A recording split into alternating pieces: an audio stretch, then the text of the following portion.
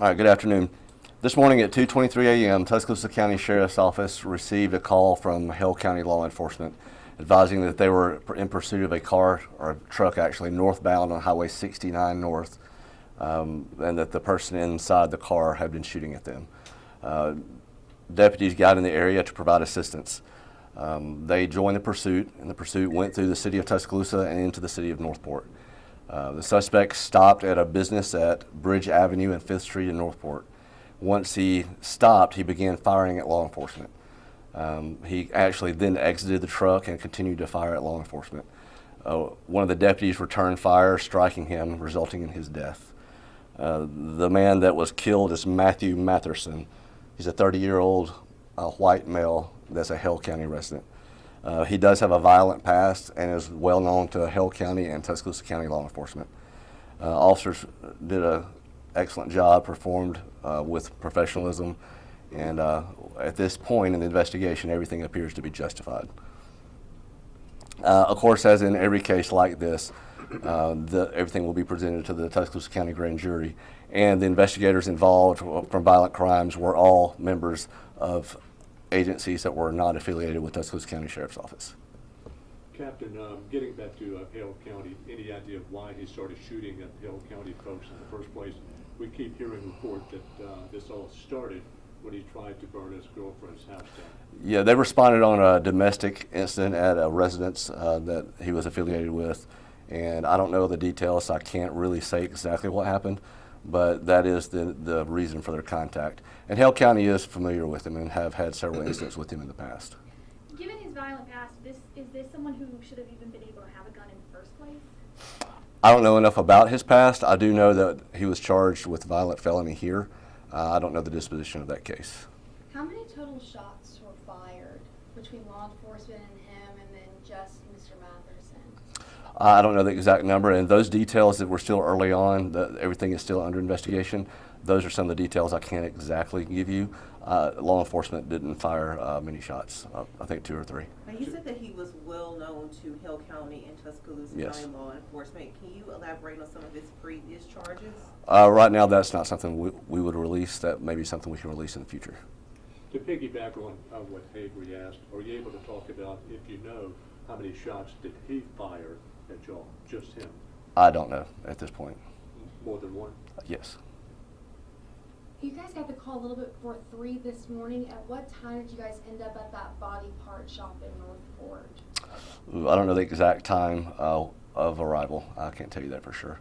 Was he too just on 69 the entire time and then gets off that historic Northport exit, or was there a bunch of routes and turnarounds during that period? I believe it was mostly on Highway 69 from what I understand, and then getting off at Northport.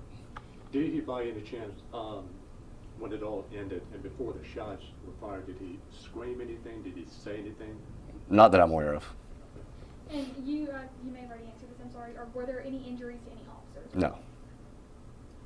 I saw there was a Greensboro police car out there this morning. Do you happen to know why Greensboro police was there as well? They apparently joined the pursuit. I can't tell you the exact circumstance why they were involved, but there were multiple agencies involved in the pursuit. You sort of already alluded to it already, but based on your years of experience, including you, Hayes, does this appear to be a clean situation, if you will, from the deputy's point of view? Everything appears justified at this point in the investigation. And the deputy that actually fired the shots, is he under any kind of, is he on leave or anything during the investigation? Those specific details would be answered by Captain Kennedy or someone else with the Sheriff's Department. As far as also, everything will be given to the Tuscaloosa County grand jury. Our job in this is to gather facts and present those to the grand jury. They're going to make the determination as justified or not, but based on what we've seen so far, it appears justified from our standpoint. Could you spell your first and last name for me, please? Yes, Marty, M-A-R-T-Y, Sellers, S-E-L-L-E-R-S. And your job title? Captain. Do you happen to know how many Tuscaloosa deputies and police officers were involved with this pursuit? I don't know the exact number now.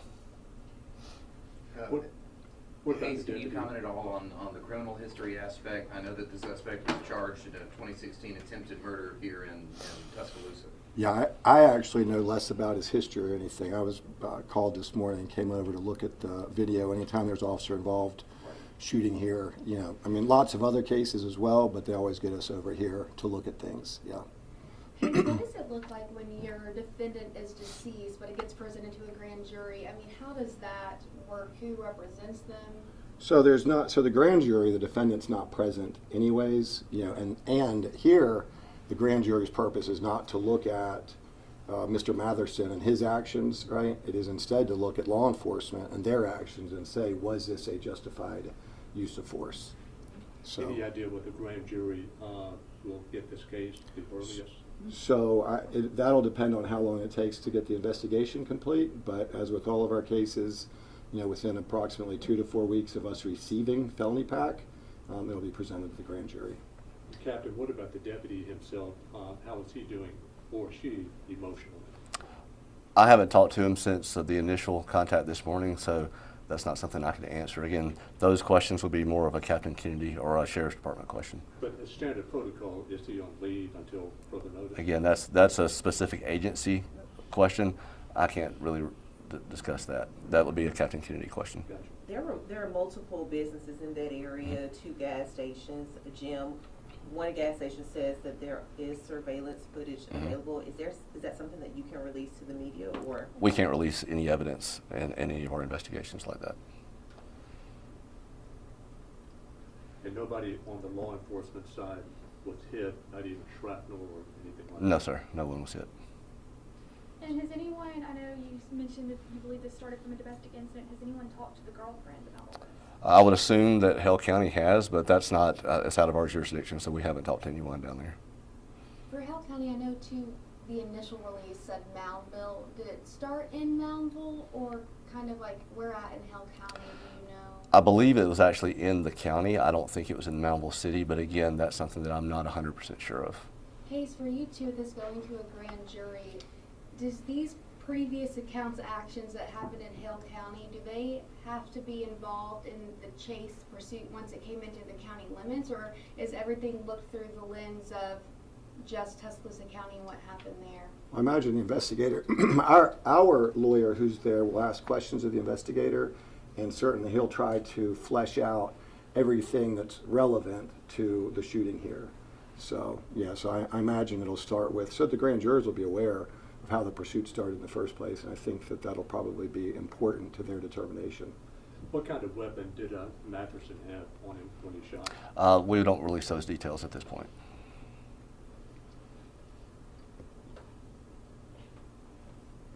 Are you able to say whether it's a handgun or a rifle? We won't say that at this point, yeah. Sorry. Is there anything else that you can share with us? Anything that none of us asked that you feel is important? No, it's all in my statement, so anything you want to ask, go for it.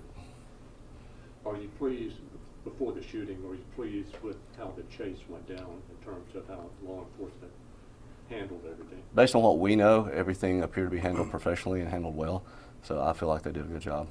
It seemed to be a pretty long chase. I heard someone say it started in Greensboro and it came through Tuscaloosa, ended in Northport. Were there any crashes or accidents or any? Nothing that I'm aware of.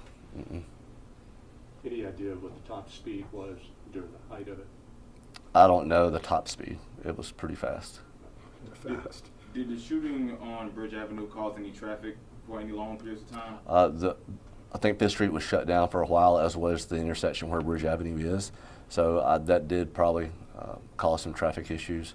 That's just one of those things with these kind of investigations that has to take precedence.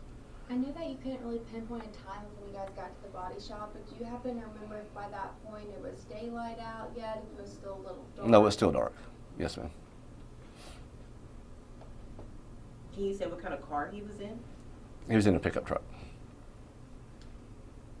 Did it have the KC on the back of it? Yeah, it did.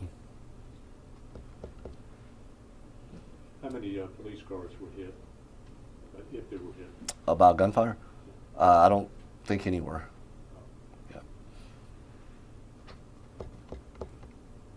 If y'all are done with questions, I want to say a couple things too. Just Yeah, of course you can. No, look, our role, we're together and we work very closely together and very well together, but our roles are still distinct.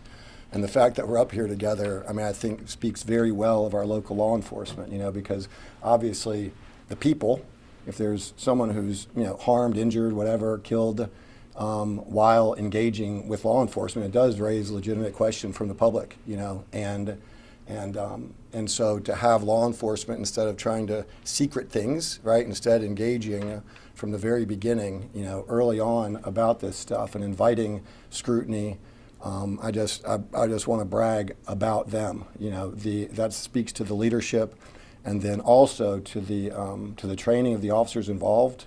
You know, I mean, you think about the deputies and police officers from different agencies out there, and you know, go to work, you know, expecting to write tickets or whatever, and lo and behold, they wind up in a high-speed chase for dozens of miles. You know, I mean, somebody could have been killed during the pursuit, much less when, you know, somebody gets out and starts shooting at them. You know, and to see the professionalism with which our officers act, I just want to commend them and help to reassure the public also, you know, that again, our local law enforcement agencies have done to me, absolutely fantastic job with extreme professionalism. And again, that wouldn't happen without good leadership and good training. So to me, it makes me very proud of what we've got here in Tuscaloosa County.